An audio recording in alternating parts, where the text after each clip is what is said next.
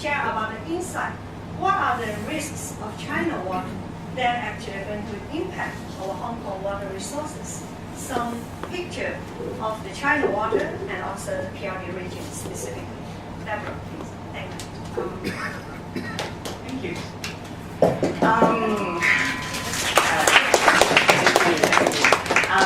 As many of you sort of heard today from Sue and Frederick Mei, that it's very hard to persuade people that there is a water crisis going on at the moment locally, and that's because we switch on our taps and the water is there. So we pretty much take water for granted.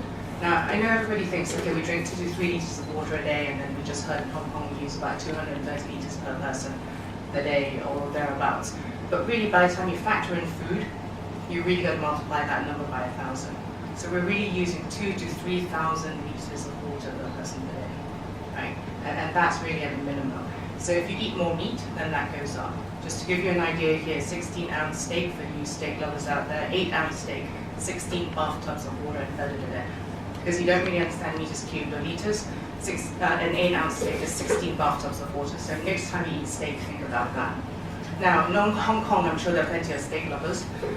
We buy 70 to 80% of our water from Guangdong. Now, China is experiencing a water crisis. I think everybody knows this. Just to give an idea of bathtub statistics, I don't have any slides with me, but China has on average 24 bathtubs of water per person per day. That's her total water resource. Now that's comparable to something like Iran. Iran has 24, 25 bathtubs of water per person per day as well. Right? The US has something like 125 bathtubs per person per day. So the US doesn't have a problem, but China and Iran does. Right? And if you think about it, we are buying water from somebody who has 24 bathtubs per person per day.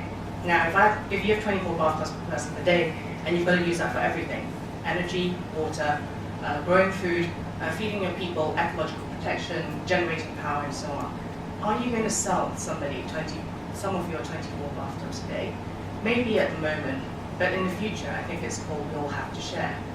So in China now, their national government, their national caps, it's probably the only country that sort of says you can't use more than this amount of water by this year, because otherwise we're actually going to run out. So that cap basically translates to Guangdong having a cap as well. And actually Guangdong doesn't have the luxury of increasing her water use per annum. She actually has to decrease it. So she actually has a negative growth rate for her water use. And she needs to lower it by, let me see, I've got the numbers here somewhere. She needs to save about 2 billion meters cubed by 2030. We buy 820 million meters cubed per year. Do we not think that with Shenzhen and the other cities sort of like increasing their water use going forward, that we are not going to sort of face a reverse milk powder situation imposed on us as well? When you don't have enough, you're not going to want to share. So this is going to, this is not going to happen immediately, but it will happen going forward. We will just use more water as we get more affluent. As we get richer, we will just eat more meat, and etc., etc. We will switch on the lights more. We will buy more laptops. We will use more mobile phones. All those things need water to generate. The lady in front here, she raised the point about water and electricity and energy to deliver water. Just to give you a rough idea, we don't have the stats for Asia, but in Toronto, something like Toronto, the city, the energy or the electricity used to distribute water just for the citizens of Toronto and light up the houses of the citizens of all of Ontario. So that's how much energy is used up in water distribution. So every time you switch on your tap, you're using electricity as well. And we forget about this water energy link. So that's another sort of area of work to sort of go forward on that. And we're extremely wasteful in all of that.